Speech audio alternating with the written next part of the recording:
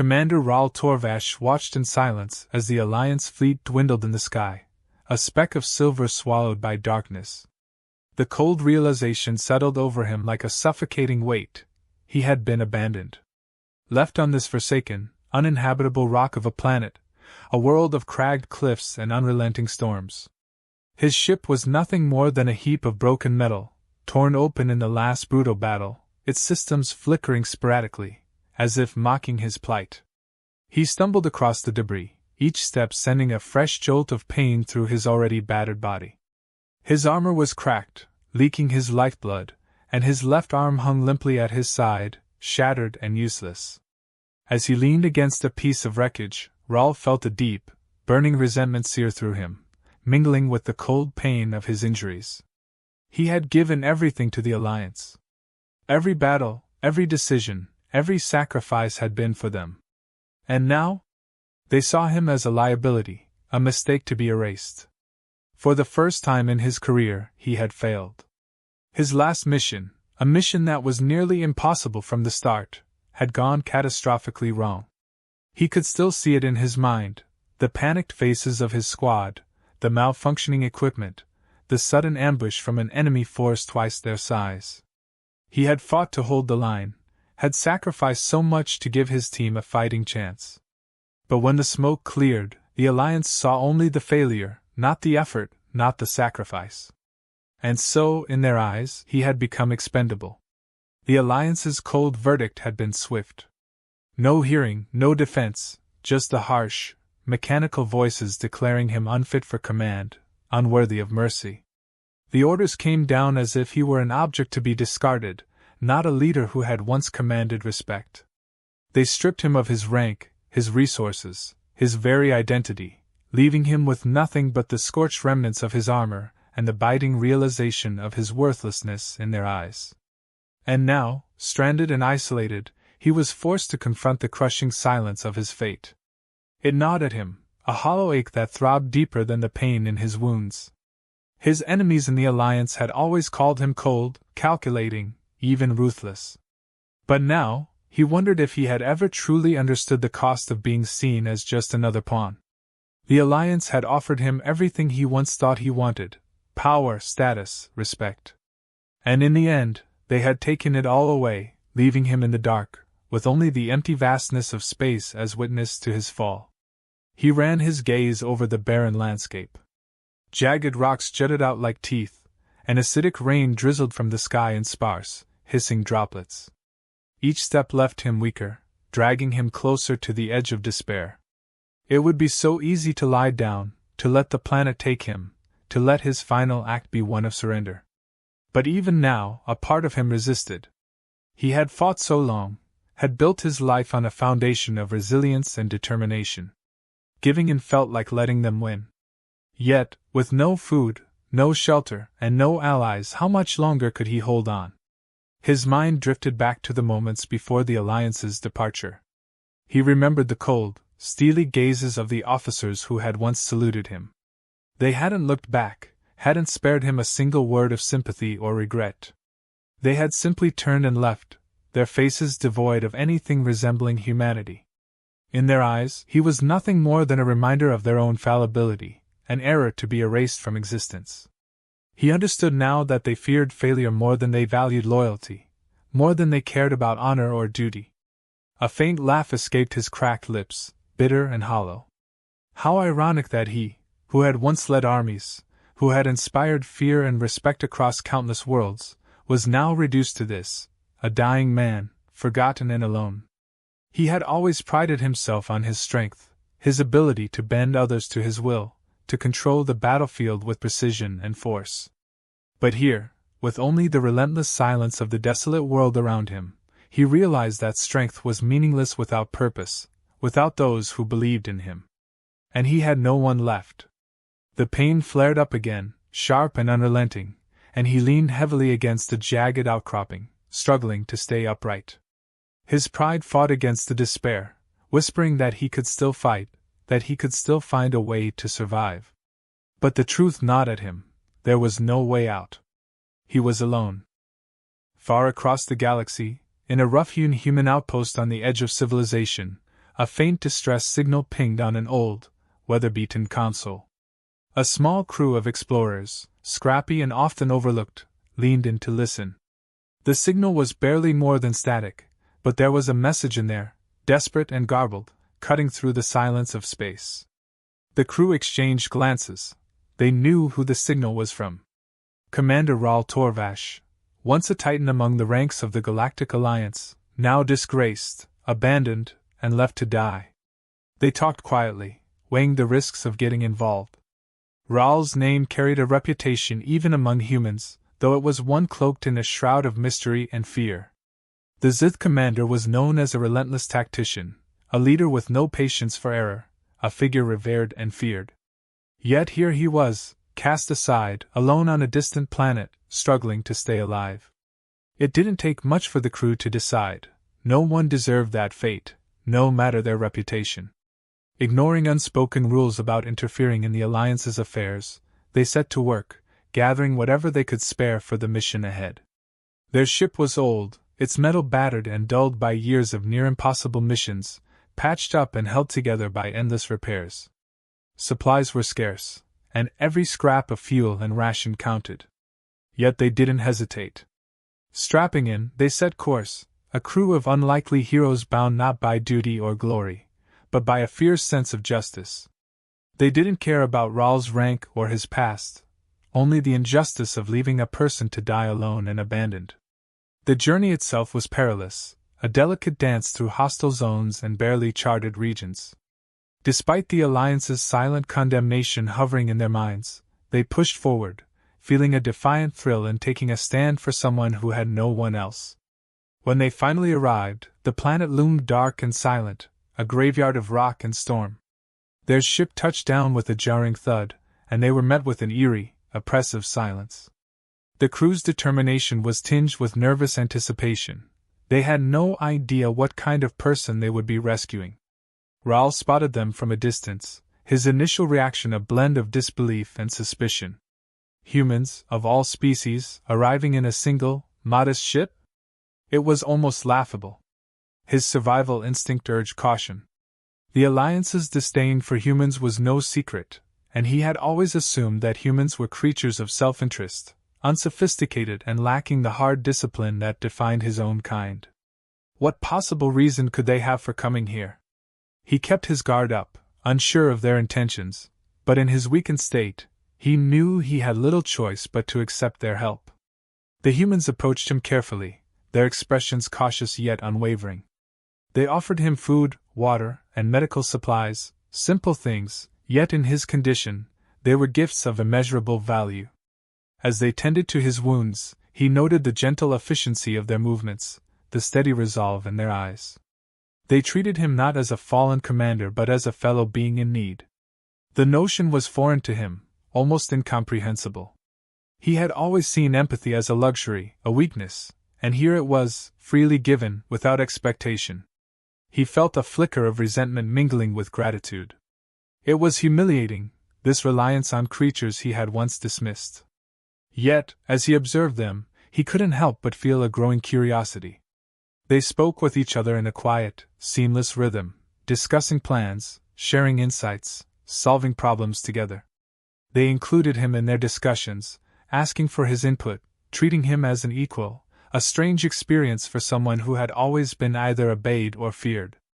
As the humans prepared to leave the harsh landscape behind, they urged him to join them, explaining their strategy for escape. Raul hesitated, the pride of a seasoned commander clashing with the raw, undeniable fact of his own helplessness. He wanted to be dismissive, to walk away. But the truth gnawed at him. These humans, as odd as they were his only chance. And so, reluctantly, he agreed to go with them. The journey to their ship was arduous. Even with their help, every step was a reminder of his weakened state, his reliance on beings he had once considered inferior. The humans worked seamlessly around him, compensating for his injuries without a second thought. They moved like a unit, trusting one another with an ease that surprised him. Raul found himself observing them closely, studying their teamwork, their camaraderie. He had always believed that loyalty had to be earned through dominance, through strength. But here, it seemed to flow naturally, without demand or coercion. As they approached the ship, Raoul felt a sense of bitter irony. The Alliance, his own kind, had left him to rot, yet here he was, saved by those he had once dismissed as primitive. The humans carried him onto the ship, setting him down gently and checking his wounds once more. As they prepared for liftoff, he felt the faintest flicker of something unfamiliar: hope. The ship surged through the atmosphere, shaking with every gust as they left the hostile world behind. Inside, Raoul lay in silence, watching as the humans moved with quiet determination, securing supplies, checking systems, and preparing for the journey. He had to admit, grudgingly, that they worked well together, a seamless unit bound by unspoken trust. It was a sharp contrast to the rigid discipline of the Alliance, where orders were followed without question and loyalty was conditional, rooted in authority rather than respect. As the hours passed, the humans began to speak with him, sharing plans and explaining their next moves. They mapped out the route through the less monitored regions of space, where they could evade Alliance detection. Raoul listened, his mind racing as he tried to make sense of their logic, their willingness to risk so much for someone they barely knew. It went against everything he had been taught, every protocol and strategy that had defined his life. He asked them why they had come, why they would risk angering the Alliance for him. They laughed, exchanging glances before one of them explained simply that leaving someone to die felt wrong. Raoul was struck by the bluntness of it, the utter lack of calculation.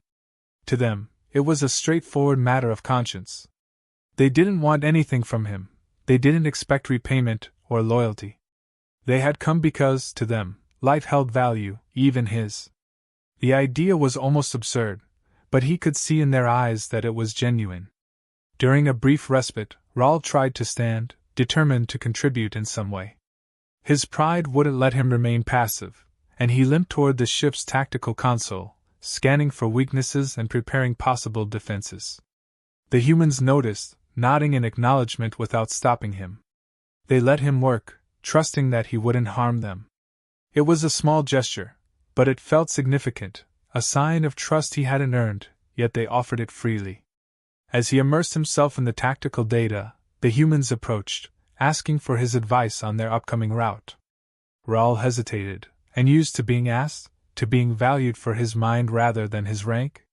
He offered his insight, pointing out potential hazards and safer paths. They listened intently, adapting their plans with ease, adjusting based on his expertise.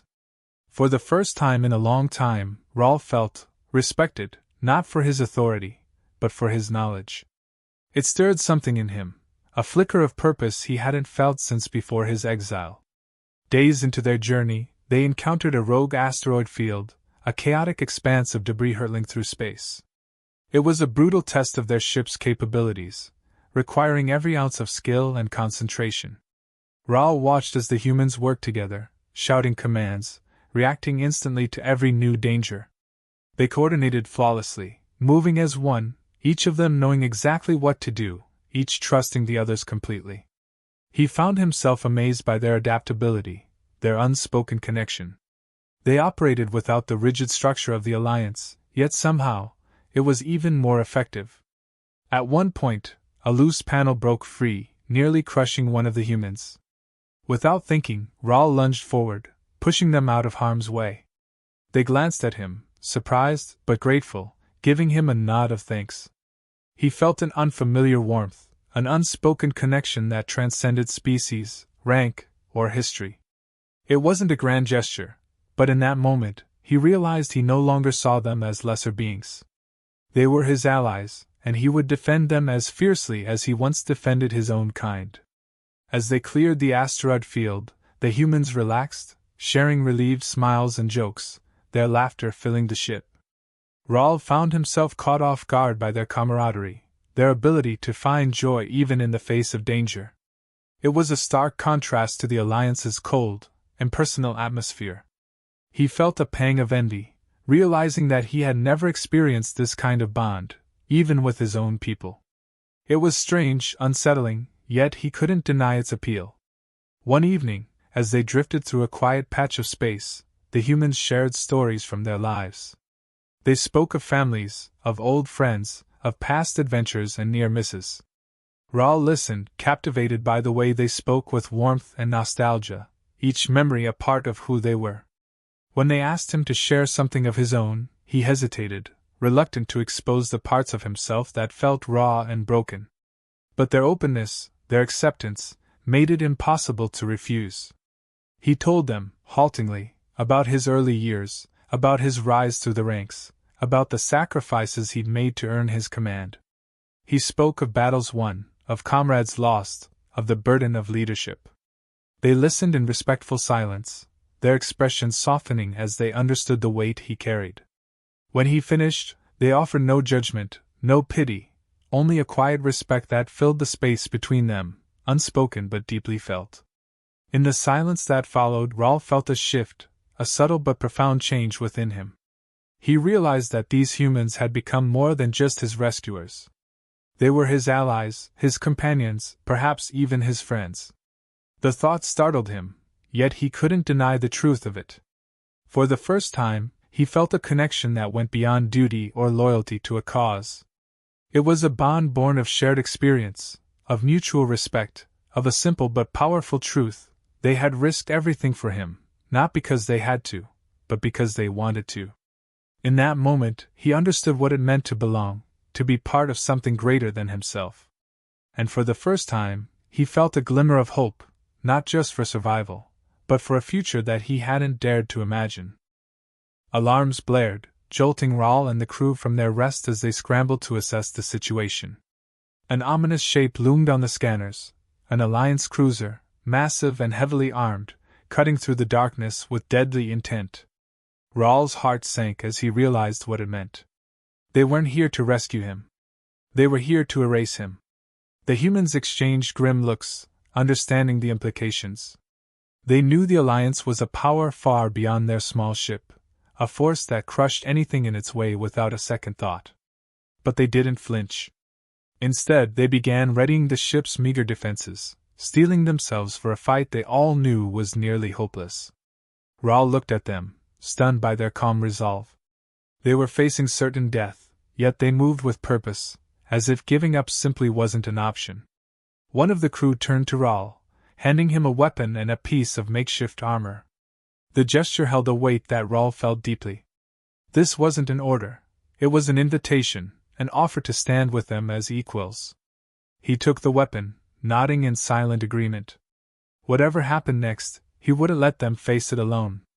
The Alliance ship closed in, broadcasting a cold, detached message. "Commander Raoul Torvash, you are ordered to surrender yourself to the Alliance." Raoul felt a chill run through him, but he didn't move. Instead, he stepped forward, taking his place beside the humans, his expression hardening as he prepared to fight. They were no longer just his rescuers, they were his allies, and he would defend them as fiercely as he had once defended his own. The humans activated the ship's evasive maneuvers, weaving through space to avoid the cruiser's powerful weapons. The Alliance's lasers cut through the darkness, grazing their hull and shaking the ship violently. Raoul and the crew worked in perfect unison, every second a test of survival. He found himself shouting commands, guiding them through each near miss, each narrow escape. And they listened, trusting him implicitly, following his lead without hesitation. As the battle raged, Raoul realized he had never felt this kind of loyalty, this bond that went beyond orders and protocol. These humans didn't see him as a commander or a failure. They saw him as a comrade, someone worth risking everything for. It was a loyalty born not of duty, but of choice, and it filled him with a fierce, burning resolve. For the first time, he understood what it meant to fight not out of obligation, but out of a shared, unbreakable connection. The cruiser unleashed another barrage, a relentless assault that threatened to tear their ship apart. Raoul could see the strain on his new friends' faces, the fatigue in their eyes, but they didn't waver. One of them shouted, urging him to take cover as a piece of shrapnel tore through the wall near him. He barely had time to react before another crewmate pulled him to safety, shielding him with their own body. The gesture struck him deeply. This was more than loyalty. This was sacrifice. He gripped his weapon tightly, feeling a surge of anger and determination. He was done being a pawn, done letting the Alliance decide his fate. He turned to the crew, his voice steady and filled with conviction. "We're not running. If they want to finish this, let them come." The humans nodded, a fierce glint in their eyes as they prepared for the final stand. They knew the odds, knew that survival was a slim hope at best. But they didn't falter. Side by side, they faced the incoming cruiser, their resolve unbreakable. Raoul felt a sense of purpose so powerful it nearly overwhelmed him. This was what he had been missing, the connection, the bond that went beyond rank or race. As the Alliance cruiser closed in, Raoul took command, guiding his allies through one last desperate maneuver. They dove toward a nearby asteroid field, using the rocky terrain as cover. It was a risky move, but it was their only chance. The cruiser followed, relentless and merciless, its weapons cutting through the asteroids with deadly precision. But Raoul and his crew were faster, more agile, weaving through the field with a skill that left the Alliance struggling to keep up. Finally, with one last burst of energy, they managed to outmaneuver the cruiser, slipping into a narrow gap between two massive asteroids. The Alliance ship, too large to follow, slowed, its weapons still firing but unable to hit its target. They had done it, they had escaped, if only for a moment. As they drifted in the silent void, catching their breath, Raoul looked around at the humans, a profound gratitude filling him. They had risked everything for him, had fought beside him with a loyalty he had never known. In that moment, he knew he could never go back to the Alliance, could never return to a life bound by cold duty and empty titles. He had found something far more valuable, a family, a purpose beyond himself. The humans glanced at him, their expressions filled with the same sense of relief and respect. They had survived, not because of strength or power, but because of their trust in each other, their willingness to fight for something greater than themselves. Raoul smiled, a rare, genuine smile that felt foreign yet right. He knew, as they drifted together through the stars, that he had finally found his place, not as a commander or a soldier, but as a part of something real, something worth fighting for.